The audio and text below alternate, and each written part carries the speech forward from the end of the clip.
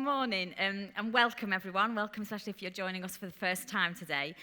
If you were here last week, you will recognise that we played that clip before because Danny was talking about various different things last week linked to music and how one of the things he explored was how we can so want resolution in our lives that we will become a bit like Sheldon. And when I watched that, I thought, yes, I resonate with Sheldon. I would describe myself as a completer finisher, particularly at work. I like to get to the end of the to-do list and to tick it off as finished. And if I can't get it finished, I feel that level of anxiety that he does. And so I wanted just to play it again for context in case you didn't see it, because actually I do want to explore a little bit more about what Danny said last week about how we can want to come home. He did that song where he did Happy Birthday to You. I won't sing it, but the bit where if you're left hanging on the penultimate line, you're left with that dissonance chord where you're just waiting for it to land and go, and yes, that's the ending.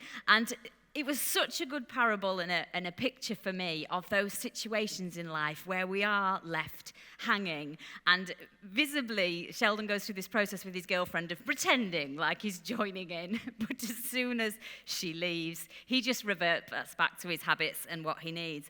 And so I laughed, but I also felt both his pain and his relief once he'd got the task through to completion. And so I started thinking about, well, what are my things that I'm always wanting to get back to as my home notes?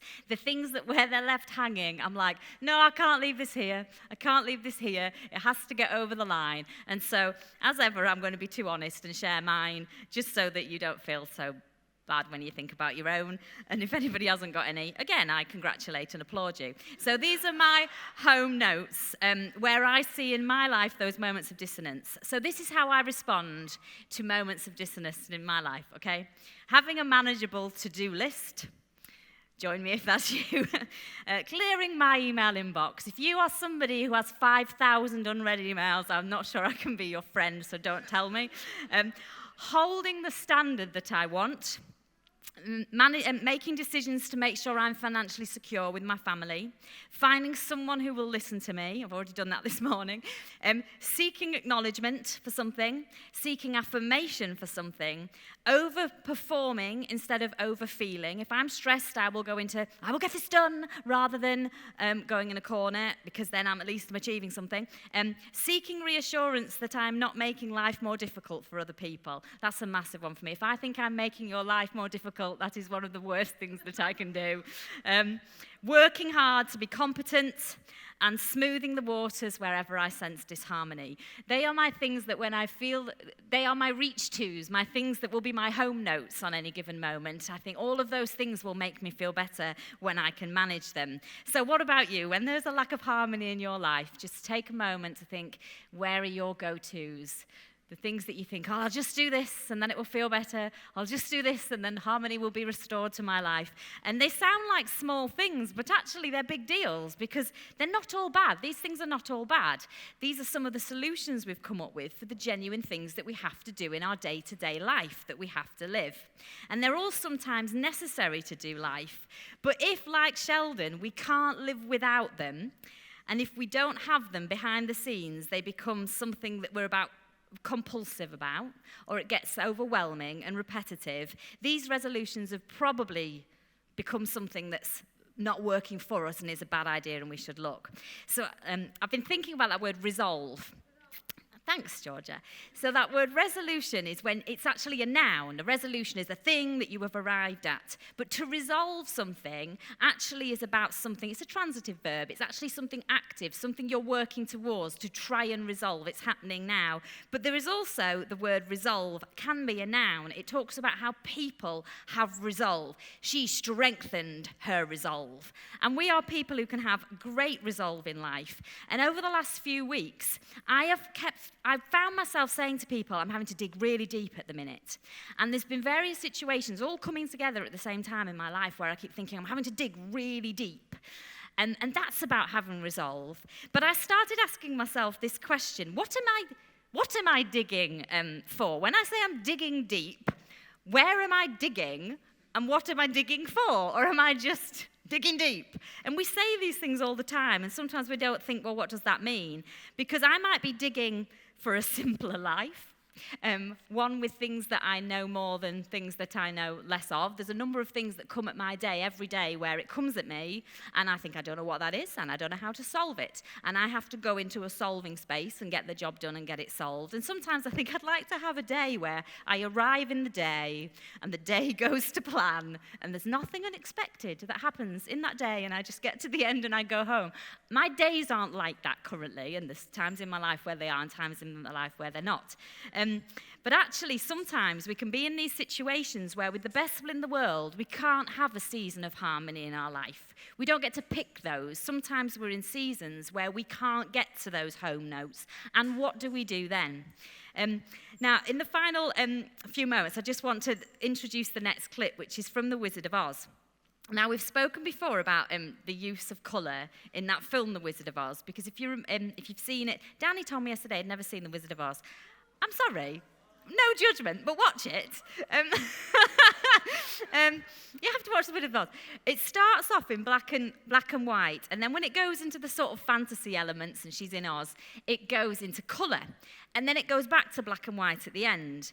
But I think it's really interesting how there's this line that says there's no place like home. And basically, the aim is to go back to home and to go back to the black and white. And I've always thought it was really fascinating that in the world where she's exploring, in the world where there's challenge, in the world where there's dissonance, in the world where there's things she has to navigate in her imagination and things she has to work through, that's in colour. But all of the known things that she's trying to get back to are in black and white.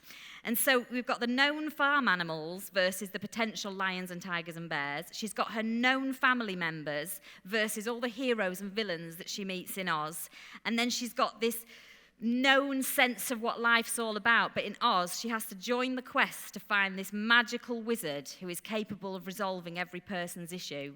And in Oz, she discovers that when that curtain is lifted, it's a man, and it's a bit of a con, and it's been an illusion, and actually everything that she needed to already be home already existed within her, and that she'd already got that as a gift. And so you go through this plot of realizing that she learnt so much in the world of colour, and yet we can sometimes long to go back to our black and whites and our known things rather than thinking of all the discovery and adventure that she's going to get while she's in Oz. And so I wrote here, it's a lovely sentiment that there's no place like home. And we have it on plaques and we have it on pillow, like those throw pillows we have on our sofas. And it may be our happiest place. But there are sometimes other places we need to be other than home. And they're about our growth and our bravery and our discovery and our connection and the truth that we can discover. And sometimes we may have to be in a season where we have the complexity of dissonance, all the different colours, not quite sure what to do with all the variables that we see, because if we keep reaching to the black and white answers that we've always had and we've always adopted in the world and our very familiar homes, we're going to miss out on something greater that we can discover.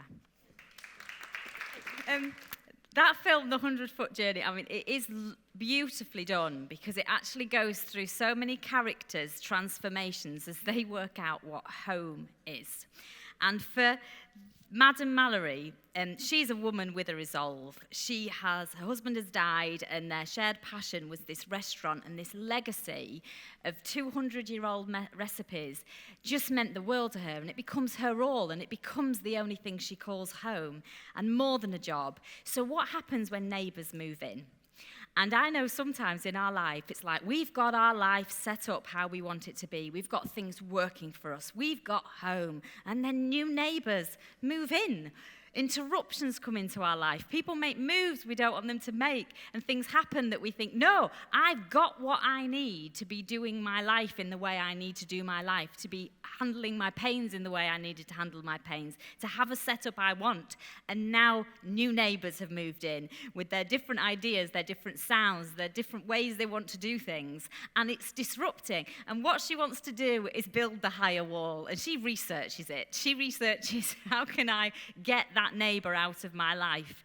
And we always talk in parables here, and I know we say that every week, but it's because it's important, because these things have real messages. Because that home is sacred to her, not to be messed with. She has to uphold the standard, uphold what she needs, because she's passionate about it. It's not coming from a place of anything other than passion. But actually, she has to go through the movie on a 100-foot journey. It's only 100 feet, but it's a world apart, to saying, how is she going to incorporate these new neighbours, this new introduction into her home? And we have to do that as well. And sometimes it feels like things that are very close in our vicinity feel a million miles away and are at odds. You only have to look at the news, and you only have to look at how, as communities in here, do you know that if we were to all put our opinions about a bunch of things on the table, we would be worlds apart on some issues, some political issues, some issues going on in the world today that you see, we would be worlds apart, and yet we're sitting in the same building. This is the stuff we actually have to navigate, because we don't get to have a home with high enough walls to keep others out, and nor should we, because we'd be poorer for it. What's amazing in this film is that actually she ultimately is open enough to invite the son of the neighbour who's moved in to be part of her home, and it becomes a collective experience for them all. And it reminded me of that classic story, actually, of the Good Samaritan, where there's a man and he is without a home and he is injured, and different characters walk by him, and these are people with very strong moral and religious perspectives. They're people who would call themselves faithful and devout, but they walk on by because of where they've made their home, what they've called sacred. There's no room to stop beyond their attachments that they've already got, which make them feel at home. And sometimes we have to put down the things that we've held so sacred and so precious in order to reach out to another human. Madame Mallory did not end up with less as a result. She actually took the risk to cross the road, and she ended up with something much better. So for those of you where you're clinging so tightly to your home that you think, I don't want that neighbour to come in, I don't want them on the other side of my wall, we have to be able to accommodate new thinking, new ideas. Even if we don't end up on the same page, we can at least live on the same street. I'm going to show you the next clip, which is from a TV series called Rev, and it's about a priest and his home and community. And I've just started watching this as a series, actually. I'm not very far in.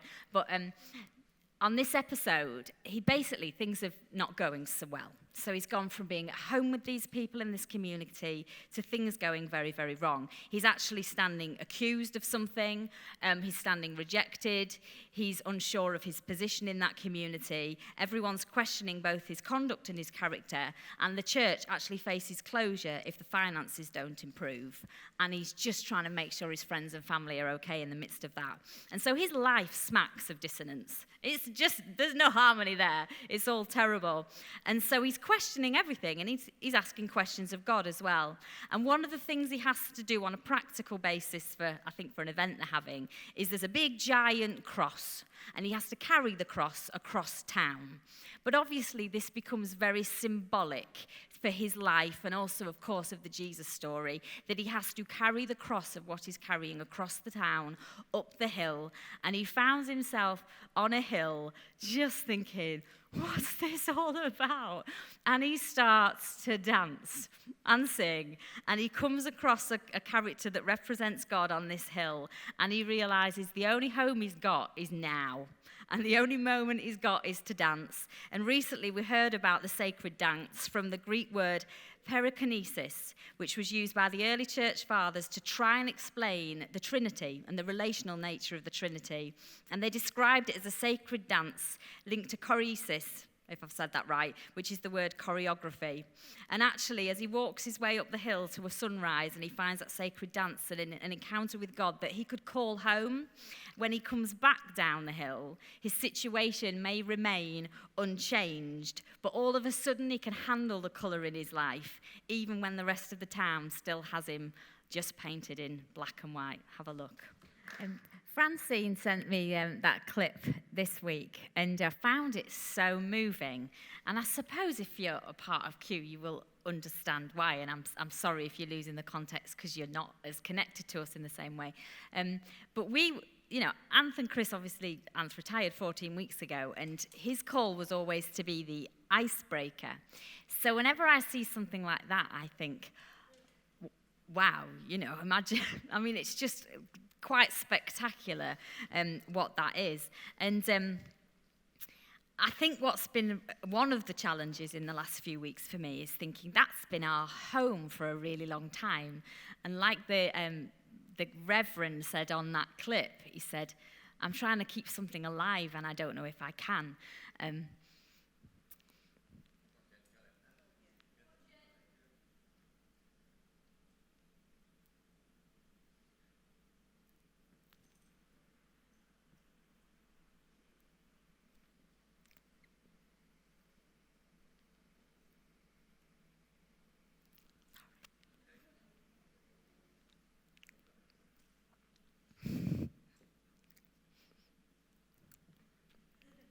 Sorry, I know this is awkward.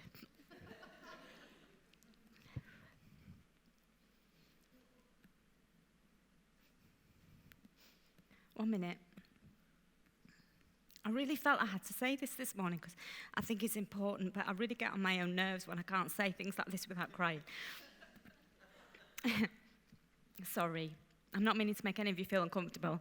I think sometimes we have to just get really real. And for me, when I do that, I cry. Not that I'm not being real the rest of the time. It's just it's very raw. And I think what we call home for each of us is very real and very powerful, and it's where we need. And I'm a bit homesick, I think. But that's okay. And I've shown you that this morning, I think, just because I wanted to remind myself and remind you that we made our home on an icebreaker, and I don't want to move house. And I know the people that set that up and the people that were leading that aren't here, but I don't want to move house. I want us to still be an icebreaker because I think that's a really important home, because I think what that home does, I think it makes a way for other people. I think it makes a way for people who are stuck in the ice in their own life. I think it makes a way, but cutting that path without Anth and Chris here is going to be harder. They're going to Mexico tomorrow, by the way. They are still very much in support and here, but their role on the crew has changed, and that's put a lot of different sorts of pressures on others of us, and we don't yet know if we can completely pull it off. Well, I don't. But what I want to say to all of you, I think we're 14 weeks in, and I still want an icebreaker to be our home. Because I think whether we're doing it as well as they can, or whether we'll ever be able to do it the same way they did it, what I hope we're still managing to do each week is identify some ice that might be in your life and help you chip away at that to find a pathway, not just to you, but for the people where you have influence in their life. And so the ice that we're identifying this morning is that for some of you, you are in such dissonance and you are always reaching for something to be a resolution in your life. But what you are reaching for may not be what's going to resolve that thing. And I just want to encourage you this morning to not reach for home too soon. Living in the tension, for a completer finisher like me, not knowing what I am doing is my least favorite space. But if I get out of that space prematurely, I will not realize what can be realized by hanging on and thinking, I don't know what I'm doing, I don't know where I'm going, I have no idea if I can pull this off. But the answer is not to say, well, I'll just go and reach for my comfort of something, when the quest is important. And for some of you, what you are working through in your life is really important. And I just want to encourage you not to get out of it prematurely because you reach for one of your known solutions that makes you feel better. Cut through a bit more of the ice, because you are making a pathway in your life that will lead to a great destination, not just for you, but for everyone in your sphere of influence. So see this morning as your beginning of finding some new homes. And you might not like the journey, and it might be cold, and you might be homesick, but stay in the ice. Keep cutting a path through, because this morning could be a beginning for your life and a beginning for Q. And just hang on in there. Hang on in there and let's find a new home together. I don't know what's on my notes. I don't care. But thank you all. I appreciate it. Thank you so much.